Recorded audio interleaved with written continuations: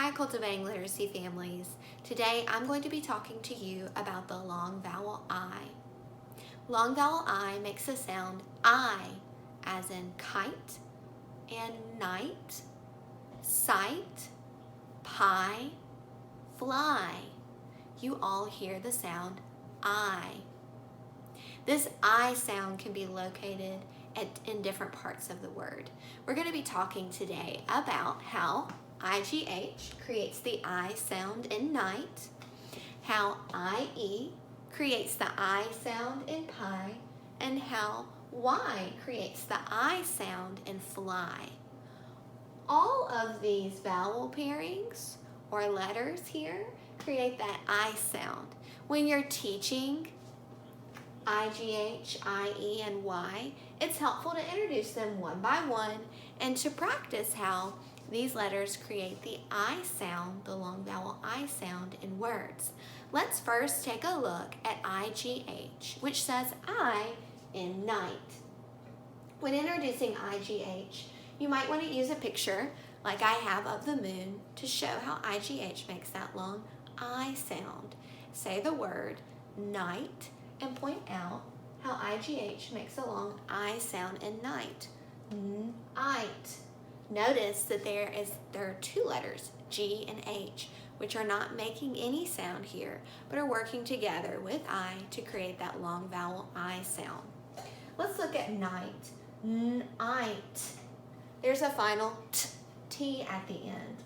You can continue rhyming here and helping your child learn how IGH makes that I sound. Night, sight, and fright. We can notice that IGH is in the middle of these words. However, IGH can also be at the end, like in the word sigh, if we take away this T. It will be helpful for you to use rhyming and spelling patterns when first introducing IGH to your child, and using words like night, sight, and fright that share the same letters and ending sounds. Let's move on to IE, which says I in pie. IE is typically at the end of words. Let's take a look at pie. Pie. And then the word tie. Tie. We see that I and E are side by side. E is silent, like magic E, silent E, and is right by I. You only hear long I, and it's typically at the end. Let's move on to the letter Y and how Y makes the long I sound in fly. Y makes the long I sound. It can also make the long E sound, as in baby and silly. But we're just going to be focusing on how Y makes the long I sound today.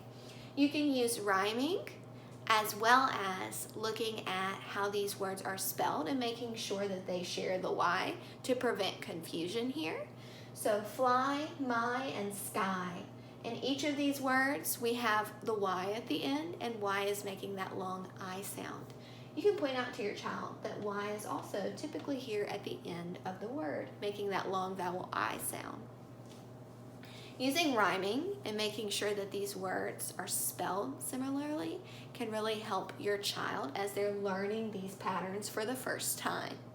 As they become more familiar, you can start to sprinkle in and have them spell these words, like spelling night and then spelling my, and not isolating them. But first you want to start teaching these by isolating them and introducing them individually. I hope this was helpful in learning about the long vowel I sound in IGH, night, IE, pie, and Y in fly. Thanks so much.